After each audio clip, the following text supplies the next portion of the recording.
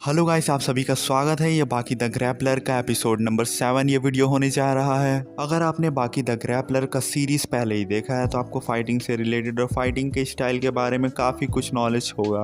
अगर आप 7 वीडियो में पहले आ गए हो भाई तो मैं आपसे कहूँगा प्लीज़ 1 2 3 4 5 6 पहले देख लीजिए, उसके बाद 7 देखिएगा, क्योंकि आपको अभी देखेंगे तो समझ नहीं आएगा। और एपिसोड नंबर 7 यहाँ से शुरू होता है।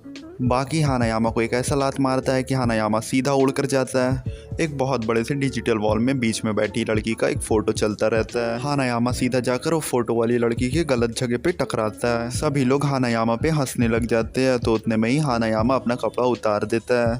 हानायामा का टैटू इतना डेंजर रहता है कि सभी की हंसी खामोशी में बदल जाती है।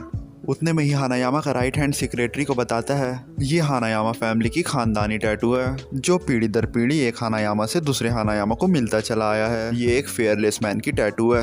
राइट हैंड उस मोमेंट को याद करता है जब हानायामा की पीठ में टैटू को बनाया जाता है। हानायामा ग्रुप के मेंबर तारीफ करते रहते हैं कि बहुत कमाल का दिख रहा है। टैटू बनाने वाला कहता है तुम्हारे बॉस ने बड़े आराम से दर्द को बर्दाश्त कर लिया। हानायामा कहता है ये फेयरलेस मैन का टैटू नहीं है। राइट हैंड कहता है आप क्या बोल रहे हो बॉस।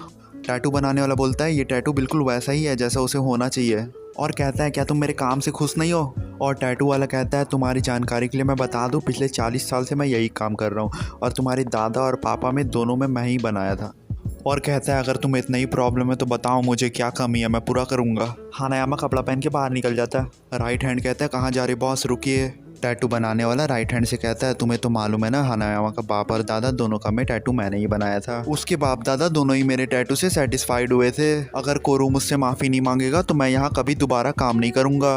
और टैटू बनाने वाला वहाँ से सभी को जाने को कहता। हानायामा घर से निकल जाता है। सभी कोई हानायामा को खोजने लग जाता है। राइट हैंड ऑफिस कॉल करके पता करता है हानायामा ऑफिस में भी नहीं है। राइट हैंड हानायामा को कॉल करने की कोशिश करता है लेकिन हानायामा का फ़ोन स्विच ऑफ रहता है। एक एम्प्लॉय कहता है बॉस ने शर्ट नहीं पहना था, सिर्फ कोट लेके निकल गए थे, तो इसका मतलब वो ज़्यादा दूर नहीं गए होंगे, अब वापस प्रेजेंट में आ चुके हैं। बाकी हानायामा से कहता है कि इतने समय से मैं तुम्हारा फेस को गंदा समझता था लेकिन तुम्हारे टैटू के सामने तुम्हारा फेस कुछ नहीं है। हानायामा टैटू के बारे में गलत वर्ड सुनने के बाद बहुत ज़्यादा गुस्सा हो जाता। बाकी हानायामा पे खुद सारा पंच और किक करना शुरू कर देता लेकिन हानायामा खुद को सिर्फ डिफेंड करता। डीजे वाला चिल्लाता बड़ा वाला फाइटर वापस अटैक क्यों नहीं कर रहा है, वो बालू की बैग की तरह सारे शॉट को क्यों खा रहा है। और कह देता है क्या टैटू उसकी सिर्फ खोखली धमकी है। सेक्रेटरी राइट हैंड से पूछता है हानायामा फाइट बैक क्यों नहीं कर रहा है। राइट हैंड कहता है क्या तुम्हें मालूम है हानायामा फैमिली की टैटू की स्टार्टिंग कहाँ से हुई है। सेक्रेटरी कहता है नहीं मालूम। तो राइट हैंड बताना शुरू करता है कि और बताता है कि 1616 में एक अनजान जुआड़ी जिसे डाकुओं ने तलवार से काट दिया रहता है, वो अनजान जुआड़ी अपने पीठ में एक बहुत बड़ा सा बेल को ढोया रहता है। तलवार के हमले से उस अनजान जुआड़ी का रूह निकल जाता है लेकिन वो अनजान जुआड़ी का बॉडी उस बेल को नीचे गिरने नहीं देता है। एक डाकू कहता है ये आदमी को मारने के लिए और इसे कितना काटना पड़ेगा। डाकुओं का लीडर कहता है बस करो, मर चुका है। और कहता है सही में ये आदमी हिम्मत वाला और लाजवाब था। सारे डाकू चले जाते वापस। वो आदमी मरने के बाद भी स्टैचू जैसा खड़े रहता है। बेल के अंदर एक बच्चा छुपा रहता है, जो हिलने लगता तो बेल नीचे गिर जाता और वो बच्चा हानायामा खानदान का बचा हुआ आखिरी बच्चा रहता है। जाने से पहले डाकुओं ने सभी को मार दिया रहता है और उतने में ही लोकल आदमी लोग आ जाते हैं। और राइट हैंड मैन कहता है कि वो अनजान जुआड़ी वहाँ सिर्फ एक रात रहने के लिए रुका था और कहता है कि उस अनजान व्यक्ति की वजह से आज हानायामा फैमिली इस दुनिया में है। और कहता है कि पूरा हानायामा परिवार उस अनजान व्यक्ति का आभारी है क्योंकि उस इंसान ने एक बच्चे की खातिर खुद को सेक्रीफाइस कर दिया। इसी कारण हानायामा फैमिली के हर लीडर के पीठ पे उस फेयरलेस आदमी का सिंबल होता है जिसने सारे हानायामा फैमिली को ज़िंदगी दी है। वो एक ट्रू मैन मॉडल है हम सब के लिए।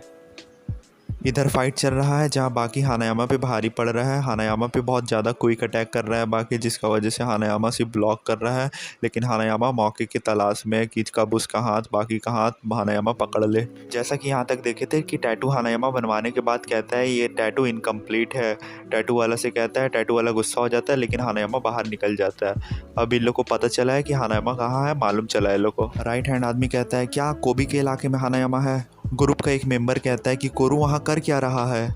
वो इलाका उस आदमी का है जिसने कोरू के फादर को जान से मार दिया था। और राइट हैंड कहता है कि ये मत कहना कि अब वो बदला लेने के लिए वहाँ गया है। राइट हैंड मैन कहता है कि आदमियों और बंदूकों को रेडी करो, अब हम लोग को तोमाजावा ग्रुप पे हमला करने के लिए निकलना पड़ेगा। हानायामा ग्रुप अपना पूरा गैंग लेके तोमाजावा ग्रुप के अड्डे में पहुंच जाता है। जैसे गेट खुलकर अंदर घुसता है, हानायामा ग्रुप का सारा मेंबर चौंक जाता है। हानायामा ग्रुप का सारा मेंबर अंदर जैसे घुसते जाता है, देखता है तोमाजावा ग्रुप का सारा मेंबर सब या तो जख्मी है या तो बेहोश नीचे जमीन पर पड़ा है। जैसे जैसे अंदर घुसते जाता है, देखता है हर जगह आदमी नीचे पड़ा हुआ है। और राइट हैंड मैन सारे हानायामा ग्रुप के मेंबर के साथ बॉस के रूम में पहुंचता है तो देखता है कोरू तोमाजावा ग्रुप का लीडर का सर पकड़ के दीवार में हुड़ देता है। और कोरू हानायामा राइट हैंड से कहता है, अब देखो देखने में कैसा लग रहा है। अपने टैटू के बारे में पूछ रहा रहता है। टैटू में पूरा तलवार चला हुआ रहता है, एकदम डीप लाइन जैसा। हानायामा कहता है बगैर कटे फेयरलेस मैन का टैटू फेयरलेस मैन का टैटू नहीं है, जिसका वजह से टैटू थोड़ा और ख़तरनाक दिखने लगता है। और फिर हानायामा घर आ जाता। टैटू बनाने वाला ये देखकर चौंक जाता और मन में सोचता कि कोरू हानायामा ने बिल्कुल सही कहा, फेयरलेस मैन का टैटू फेयरलेस मैन का टैटू नहीं है जब तक उस पर तलवार नहीं चला हो। और टैटू बनाने वाला घुटने में गिरकर माफ़ी मांगने लगता।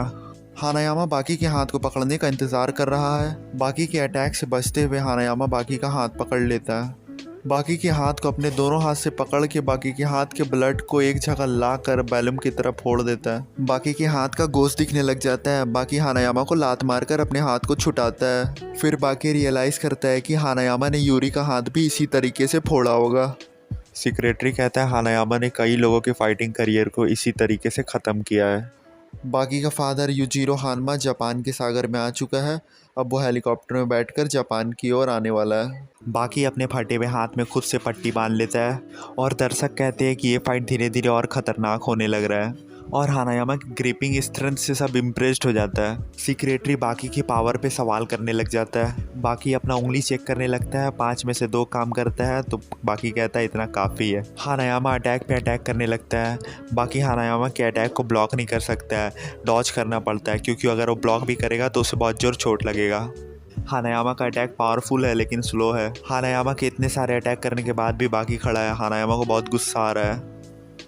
हानायामा ज़मीन पर पंच मारता है। फ्लोर का सरफेस लकड़ी का रहता है और ज़मीन उखाड़ देता है और दौड़ के आके बाकी को पकड़ के बाकी के फूटे हुए हाथ को और दबाने लग जाता है। बाकी के बॉडी का रिफ्लेक्सेस इतना बढ़ जाता है, बाकी का बॉडी अपने आप ही कोरू के बॉडी के मूवमेंट को काउंटर करने लग जाता है। कोरू को पटकने के बाद कोरू से ज़्यादा बाकी चौंक जाता है कि मैंने इसे कैसे पटक दिया। राइट हैंड बहुत बुरी तरीके से चौंक जाता है क्योंकि उसे लगा नहीं था इसके अंदर कोरू जैसे को उठा के पटकने का ताकत होगा। बाकी चौंका हुआ रहता है कि वो कोई मूवमेंट नहीं करता है तो कोरू उठ के फिर पकड़ लेता है बाकी का हाथ को।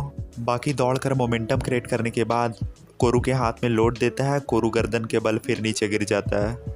सेक्रेटरी देख के चौंक जाता है, ये क्या हो रहा है। बाकी का बॉडी उसे खुद ही फाड़ू फाइटर बना रहा है और कहता है इसी तरीके से सब कुछ रहा तो बाकी जीत भी जाएगा। हानायामा गिरने के बाद डिफेंडलेस हो जाता है तो बाकी लाते लात मार के हानायामा की खूब बैंड बजा देता है। इतना लात खाने के बाद कोरू फिर हंसने लगता है। ऐसे हंसने लगता है जैसे लगता है उसे जो चाहिए था वो उसे मिल गया।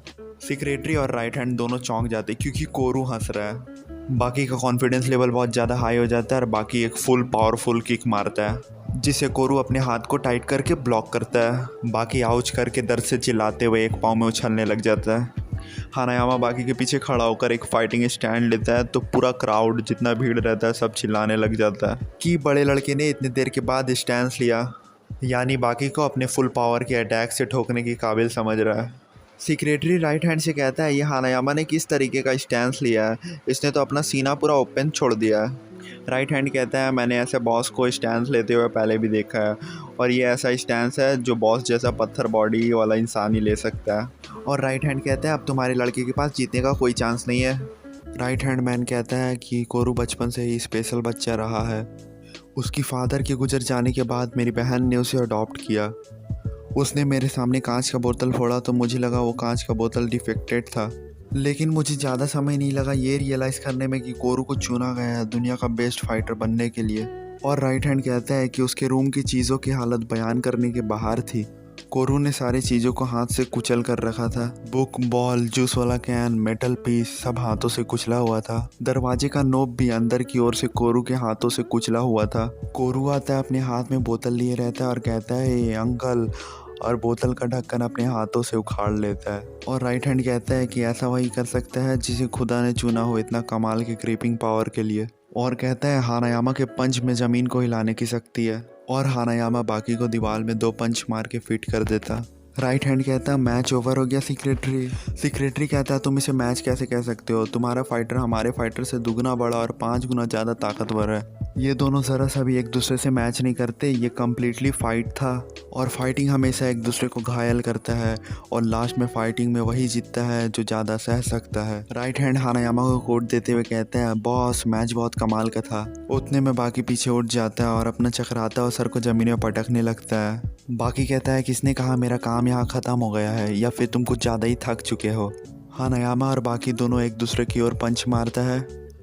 उतने रफ्तार में होने के बाद भी बाकी अपने पंच का एम हानायामा के 2 उंगली में लगा पाता है। बाकी कहता है मैंने सुना था तुम्हारा मुक्का तो स्टील का है, लेकिन मैं अभी देख रहा हूँ तो तुम्हारा काली उंगली तो टूट चुका है। राइट हैंड कहता है सिर्फ एक उंगली में पंच मारना, क्या कोई इंसान ऐसा कर सकता है? सेक्रेटरी कहता है हाँ तुमने सही कहा, ऐसा कोई इंसान नहीं कर सकता, लेकिन हमारे बाकी कोई नॉर्मल इंसान नहीं है। हानायामा अपने टूटे हुए फिंगर को अपने हाथों से सेट कर लेता। बाकी और हानायामा अपने पंच को फिर कोलैप्स करवाता। इस बार हानायामा का 2 उंगली टूट जाता। बाकी हानायामा से कहता है अगर तुम बेवकूफ़ हो तो चलो दोबारा ट्राई करते हैं, लेकिन मैं बता दूं रिजल्ट सेम आएगा। पीछे से राइट हैंड भी कह देता बॉस रुक जाइए प्लीज़। बाकी बहुत ज़्यादा ओवर कॉन्फिडेंट हो जाता और बाकी सोचता कि हानायामा पंच टकराने वाला है। हानायामा बाकी के शॉट मारने के बाद डिसबैलेंस होने पर अपना लेफ्ट हैंड से फुल पावर पे बाकी पे अटैक करता है, लेकिन बाकी अपना इंजर्ड आर्म से हानायामा के शॉट को ब्लॉक कर लेता है। बाकी मुस्कुराते हुए कहता मैं जीत गया। हानायामा बाकी को बहुत जोर का पंच मारता, बाकी सीधा उड़ के जाके टूटे हुए दीवार से टकराता। बाकी नीचे गिर जाता। हानायामा भी अपना लिमिट को टच कर लिया रहता है तो हानायामा भी नीचे गिर जाता। राइट हैंड मैन कहता है हम लोग जीत चुके हैं, बाकी मार खाने की वजह से गिरा हुआ है और हानायामा थकान की वजह से, और कहता है कि 13 साल के बच्चे ने हानायामा को इतने देर तक फाइट करने के लिए मजबूर किया, सही में यह काबिल तारीफ़ है। उतने में ही बाकी खड़ा हो जाता और हानायामा के पास आने लगता। हानायामा बहुत ज़्यादा चौंक जाता क्योंकि हानायामा ने अपना भी फुल पावर वाला शॉट सब बाकी पर मारा था। बाकी सामने आता और अपने मुंह से कांच नीचे थूकता।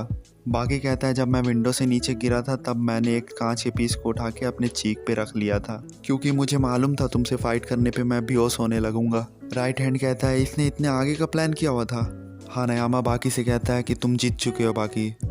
बाकी कहता है अगर ये मैच होता तो तुम कब का जीत चुके रहते। हानायामा कहता है लेकिन ये मैच नहीं फाइट था और फाइटिंग में तुम्हारा कोई जवाब नहीं बाकी। राइट हैंड कहता है बहुत कमाल का फाइट था और पीछे के सारे लोग ताली बजाने लग जाते। सेक्रेटरी न्यूज़ देने के लिए बाकी की मॉम को कॉल करता रहता है, लेकिन बाकी की मॉम कॉल नहीं उठाती। और यूजीरो हानमा बाकी का फादर और दुनिया का सबसे खतरनाक फाइटर मॉन्स्टर वो बिल्डिंग में पहुंचने वाला है। याला बाकी का एपिसोड मेरे से कुछ ज़्यादा ही सीरियस बन गया भाई। अगर किसी ने यहाँ तक देखा है तो कमेंट करके ज़रूर बताना आपको कैसा लगा। सिर्फ 10 सेकंड का फीडबैक चाहिए भाई।